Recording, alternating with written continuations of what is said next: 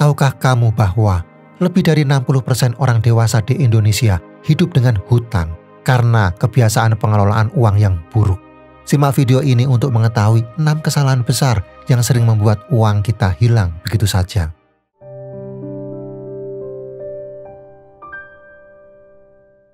Teman saya mulai meragukan dirinya sendiri, merasa bahwa meskipun sudah melakukan segala usaha, kesuksesan masih jauh dari jangkauan. Dia sudah bekerja keras, tapi uang yang seharusnya bertahan malah cepat menghilang. Saya pikir bisa saja yang dia butuhkan bukan lebih banyak usaha, melainkan pemahaman yang lebih baik tentang cara mengelola keuangan. Langsung saja kita simak video ini untuk mengetahui 6 kesalahan besar yang sering membuat uang kita hilang. Yang pertama, mengabaikan anggaran keuangan. Banyak orang menganggap anggaran keuangan itu merepotkan. Padahal sejatinya ini adalah hal yang sangat penting dalam kehidupan kita. Mengabaikan anggaran berarti kita membiarkan uang kita mengalir begitu saja tanpa tahu kemana tujuannya. Tanpa anggaran, pengeluaran bisa melonjak tanpa kita sadari dan kita pun kesulitan untuk menabung. Saya sendiri pernah merasakannya ketika saya tidak membuat anggaran bulanan. Seringkali saya terkejut di akhir bulan melihat uang saya sudah menipis hanya untuk hal-hal yang sebenarnya tidak begitu penting. Dalam bukunya yang berjudul The Total Money Makeover, Dave Ramsey menyebutkan, tanpa anggaran, uang Anda akan mengalir seperti air yang tidak bisa Anda kontrol. Anda sekarang merasa memiliki uang, tetapi tanpa rencana, uang itu akan cepat hilang. Ini adalah kutipan yang sangat relevan dengan kenyataan yang banyak kita hadapi.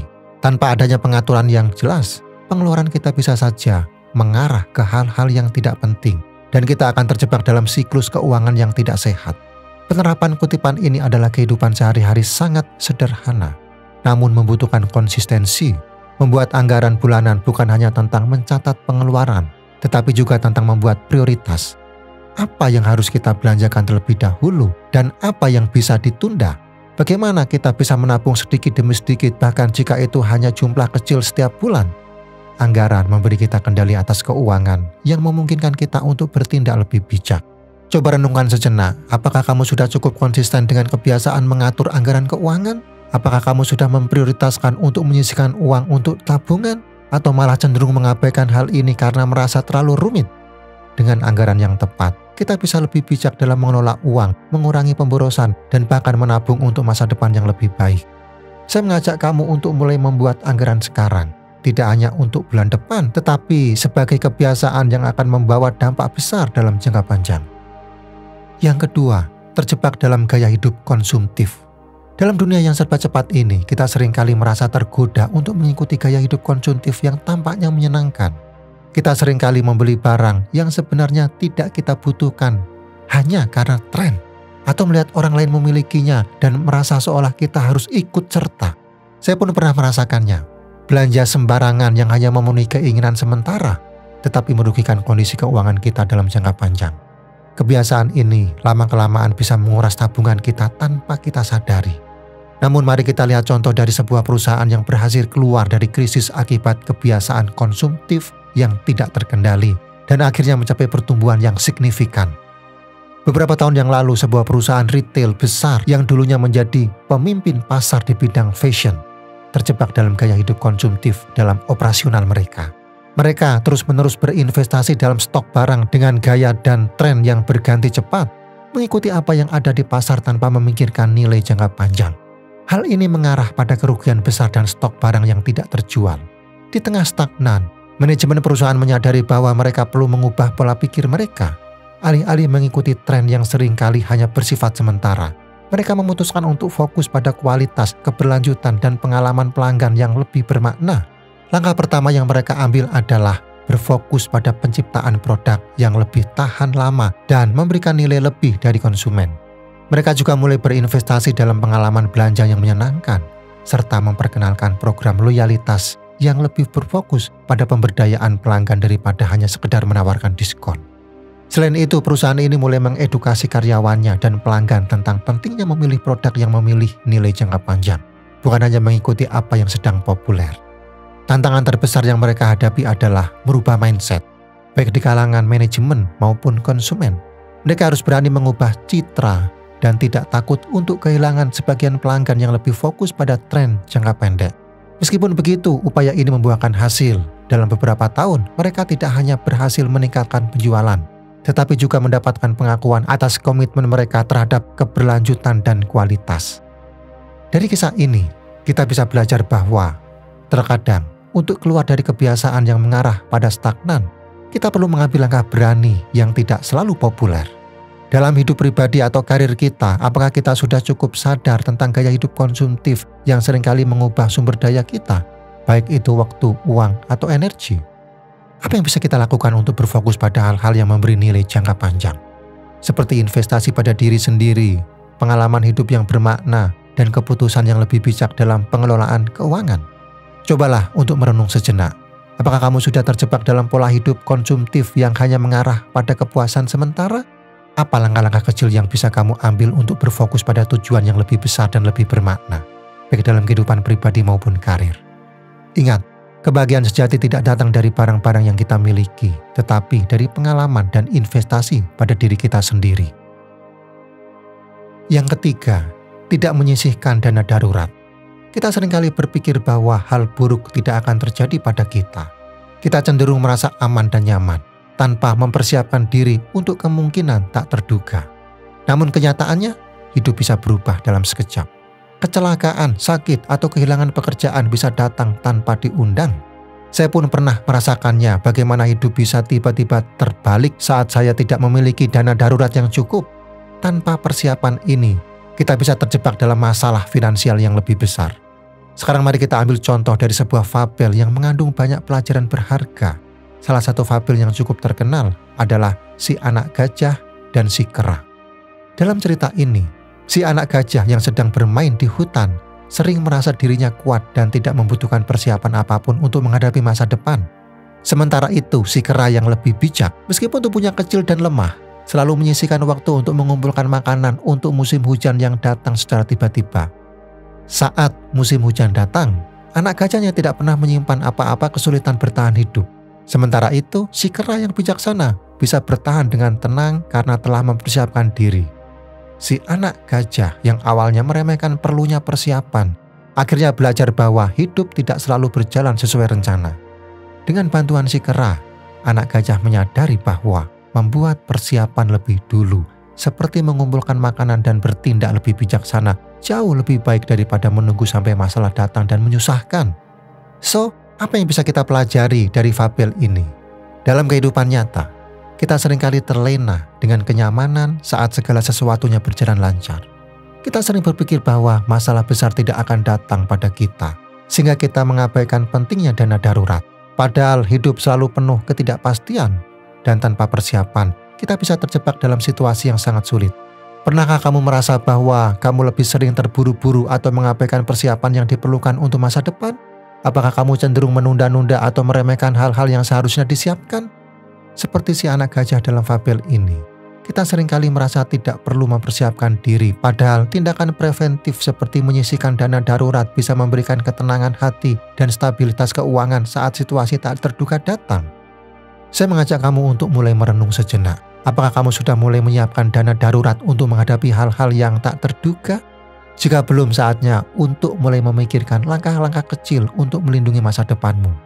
Ingat, kesiapan dalam menghadapi ketidakpastian adalah langkah bijak untuk menjaga kedamaian dalam hidup ini. Yang keempat, mengabaikan investasi. Banyak orang beranggapan bahwa menabung saja sudah cukup untuk mengamankan masa depan finansial mereka. Padahal uang yang hanya disimpan di bank akan tergerus inflasi dari waktu ke waktu.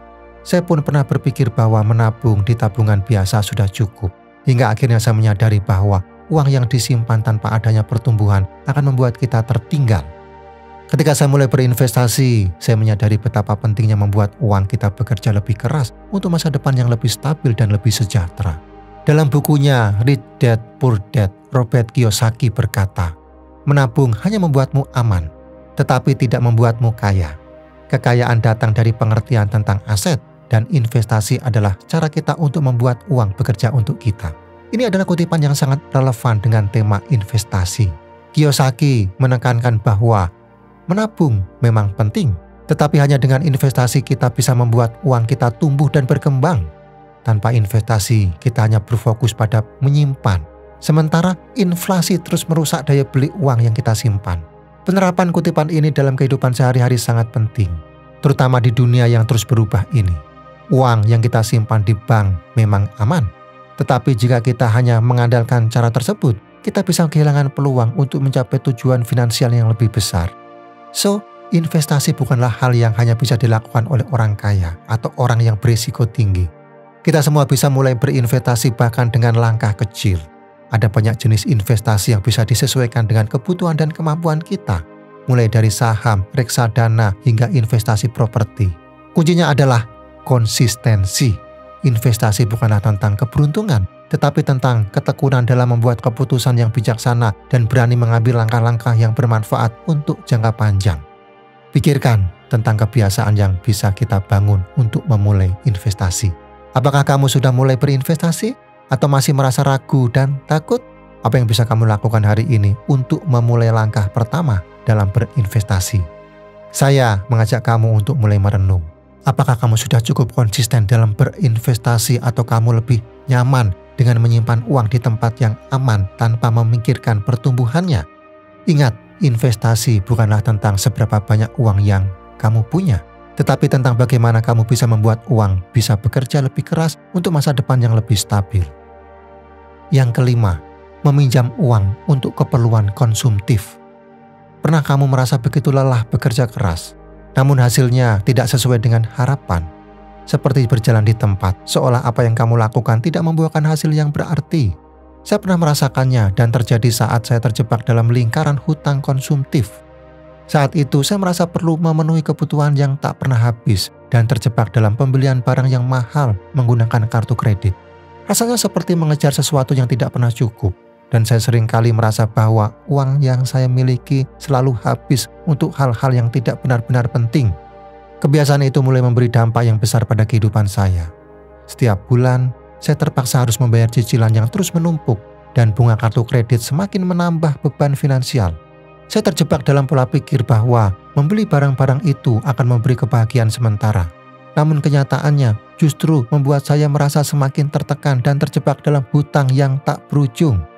Keinginan untuk memenuhi gaya hidup konsumtif seolah-olah menjadi cara untuk mengatasi rasa hampa dan ketidakpuasan yang ada dalam hidup saya. Namun suatu saat saya mulai merenung dan menyadari bahwa hidup saya tidak akan berubah jika saya terus berada dalam lingkaran ini. Saya mencari cara untuk keluar dan mulai mengatur keuangan dengan lebih bijaksana. Saya belajar untuk berhenti meminjam uang untuk kepuasan sesaat dan lebih fokus pada tujuan keuangan yang lebih penting.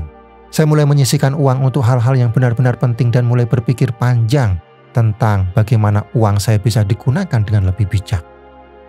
Saat saya berhenti mengejar gaya hidup konsumtif, saya mulai merasa ada perubahan. Saya bisa merasakan ketenangan batin karena tidak lagi terbebani dengan cicilan dan hutang. Saya mulai belajar untuk memprioritaskan kebutuhan daripada keinginan, dan fokus pada hal-hal yang memberikan dampak jangka panjang, bukan hanya kepuasan sesaat. Saya ingin mengajak kamu untuk merenung sejenak. Apakah kamu pernah merasa seperti saya, terjebak dalam hutang konsumtif dan bekerja keras untuk sesuatu yang tidak memberikan hasil yang berarti? Apakah kamu merasa kesulitan keluar dari situasi itu? Jangan biarkan diri kita terjebak dalam pola pikir yang hanya membawa kita pada kebahagiaan sesaat, karena itu bisa menambah beban dalam hidup. Langkah pertama untuk keluar dari situasi ini adalah dengan berhenti meminjam uang untuk keperluan yang tidak penting dan mulai memprioritaskan kebebasan finansial. Cobalah untuk berpikir apakah ada langkah baru yang bisa kamu ambil untuk mengubah cara pandangmu tentang uang dan hidup. Menghindari hutang dan mengelola keuangan dengan bijak adalah kunci untuk menuju kebebasan finansial yang sesungguhnya. Kamu berhak untuk memiliki kehidupan yang lebih baik dan lebih tenang tanpa terjebak dalam hutang yang menambah beban. Yang keenam, tidak mencari pengetahuan keuangan yang cukup. Banyak orang beranggapan bahwa kesuksesan datang begitu saja, bahwa itu hanya tentang kerja keras atau keberuntungan. Padahal di balik keberhasilan seseorang, seringkali ada perjalanan panjang yang penuh dengan kegagalan dan pelajaran berharga. Banyak tokoh sukses dunia yang mengalami kegagalan beberapa kali sebelum akhirnya meraih puncak kesuksesan yang mereka impikan.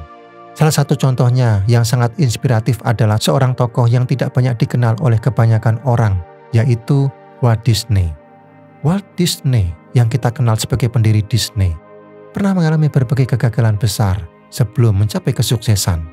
Pada awalnya, dia dipecat oleh editor surat kabar karena dia anggap tidak punya imajinasi dan ide yang cukup. Beliau juga gagal dalam beberapa usaha bisnisnya dan bahkan sempat bangkrut beberapa kali. Namun kegagalan ini tidak menghentikan langkahnya.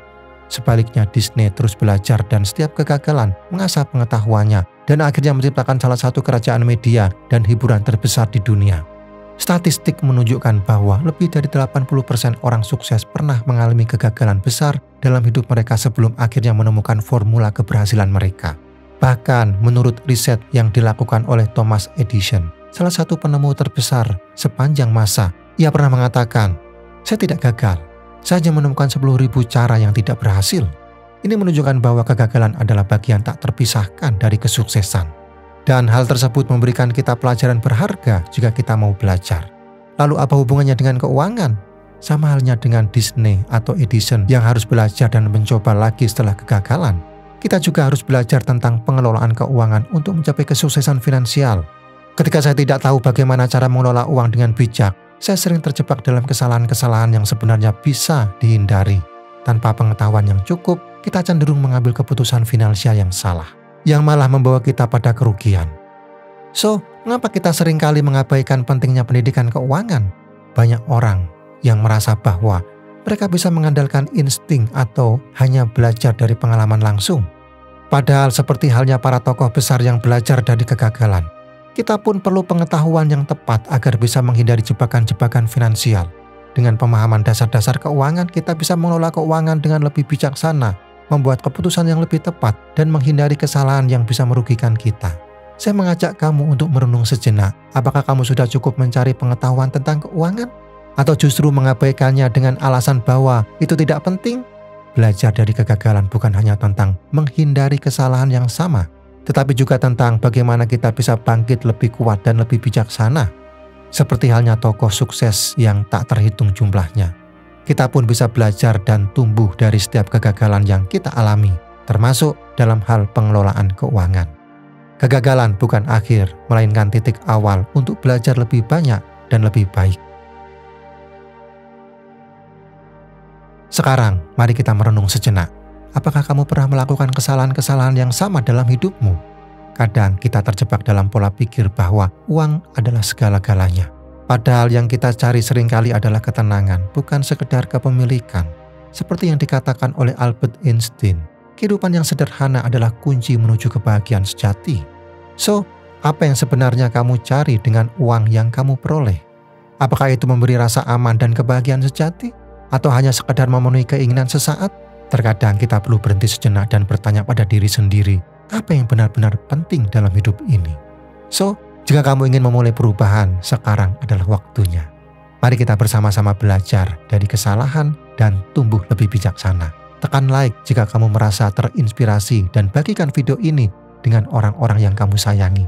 Jangan lupa untuk subscribe agar kita bisa terus bersama dalam berkembang.